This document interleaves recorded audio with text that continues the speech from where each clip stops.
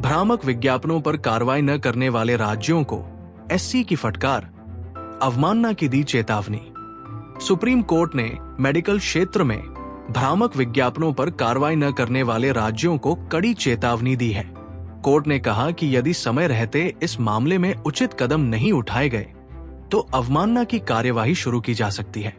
न्यायमूर्ति अभय एस ओका की अध्यक्षता वाली पीठ ने दिल्ली सरकार के जवाब पर असंतोष व्यक्त किया।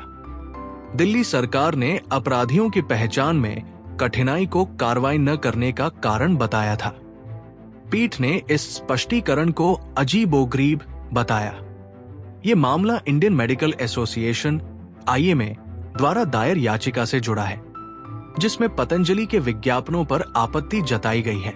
याचिका में कहा गया है कि इन विज्ञापनों में एलोपैथी को निशाना बनाया गया और कुछ विशेष बीमारियों के इलाज को लेकर बिना प्रमाण वाले दावे किए गए। सुप्रीम कोर्ट ने आंध्र प्रदेश, दिल्ली, गोवा, गुजरात और जम्मू कश्मीर समेत कई राज्यों से इस संबंध में विस्तृत स्थिति रिपोर्ट मांगी है। इन राज्यों में इस प्रकार के भ्रामक विज्ञापनों के खिलाफ की गई कार्रवाई की समीक्षा 10 फरवरी को की जाएगी।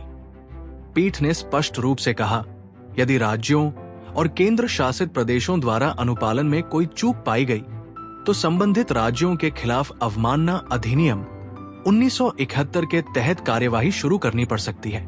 इसी के साथ सुप्रीम कोर्ट ने इंडियन मेडिकल एसोसिएशन (IMA) के अध्यक्ष RV अशोकन के खिलाफ अवमानना कार्यवाही को भी समाप्त कर दिया। ये कार्यवाही उनके द्वारा अप्रैल 2024 में कोर्ट के खिलाफ की गई टिप्पणियों को लेकर शुरू की गई थी। अशोकन ने बिना शर्त माफी मांगी थी, जिससे कोर्ट ने इस मामले को समाप्त कर दिया। कोर्ट ने पहले अशोकन को निर्देश दिया था कि वे अपनी टिप्पणी के लिए प्रमुख समाचार पत्रों में माफी प्रकाशित करें। अशोकन ने PTI को दिए एक इंटरव्यू में कोर्ट के सुझाव को दुर्भाग्यपूर्ण कहा था और ये दावा किया था कि इस सुझाव ने चिकित्सा समुदाय, मेडिकल फ्रेटर्निटी का मनोबल गिरा दिया है। उनकी इस टिप्पणी के कारण अवमानना की कार्यवाही शुरू हुई थी, लेकिन उनकी सार्वजनिक माफी के बाद मामला खत्म कर दिया गया। गौरतलब है कि योग गुरु रामदेव और पतंजलि के सहसंस्थापक बालकृष्ण ने भी इस मामले में पहले ही माफी मांग ली है।